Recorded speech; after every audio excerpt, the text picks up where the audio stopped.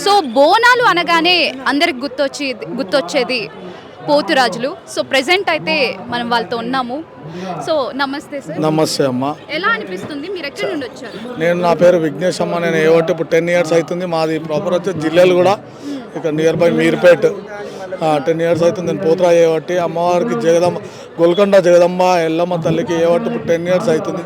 ఇవాళ కుమ్మరోళ్ళ సంఘం బోనాల తరపు నుంచి అమ్మవారికి ఆట పాటలతో బోనం సమర్పించి వచ్చామమ్మ. అంతా హ్యాపీగా ఉంది. అంతా అంటే ఈ వేషాలు వేస్తుంటారు కదా, మీకు ఎలా అనిపిస్తుంది? అమ్మవారు చాలా హ్యాపీగా ఉంటుంది. ప్రతి ఇయర్ ఎదుక్కుంటూనే పోతున్నాం తప్ప అని అమ్మవారు ఆశీర్వాదం ఉంది కాబట్టి 10 years నుంచి చాలా పిల్ల జల్లెలు అందరు గోల్కొండకి ఎంతమంది వచ్చినా అందరు బాగుండాలి, అందులో మనం ఉండాలి అట్లా అని చెప్పేసి అమ్మవారి ఆశీర్వాదం ఉంది కాబట్టి ఈ ఇయర్ ఇట్లా హ్యాపీగా అయిపోయిందమ్మా పోతురాజు. ఎన్ని ఇయర్స్ నుండి మీరు ఈ వేషం వేస్తున్నారు? నేను ఒక 10 years అవుతుందమ్మా. ఈ 10 years నుండి మీరు చాలానే చూస్తుంటారు కదా.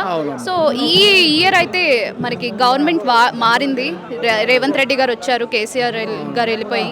సో ఎలా అనిపిస్తుంది? ఇన్ని ఇయర్స్ నుంచి చూస్తుంటారు. ఇక ప్రతి గవర్నమెంట్ అదే ప్రాసెస్ చేస్తుంది మేడం. అన్ని వాటర్ కానీ పోలీస్ సెక్యూరిటీ కానీ గుడి దగ్గర ప్రతి ఒక్కటి కానీ అన్నీ సహకరిస్తున్నారు. అంతా పోలీసు వాళ్ళు సహకరిస్తున్నారు, వాటర్ డిపార్ట్మెంట్, హెల్త్ క్యాంప్స్ కానీ అన్నీ గవర్నమెంట్ ప్రకారంగా బాగా సహకరిస్తున్నారు. అంతా Revanth Reddy government also happy, KCR government also happy.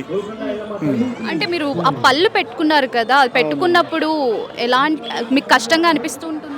అవునమ్మా, చాలా పెయిన్ వస్తుంది. పనులు పెట్టుకున్నప్పుడు తీర్చి పెట్టుకోవడం కానీ పెయిన్ వస్తుంది. అదొక అట్రాక్షన్ కాబట్టి పోతురాజుకి భయంకరంగా అనిపించాలి కాబట్టి అదొక అట్రాక్షన్ బోనాలలో.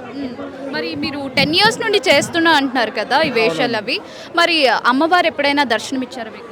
ఇస్తారమ్మా, ఇస్తారు. ఒక 2 minutes జరుగుతుందా మీకు? ఇక ఉంటుందమ్మా.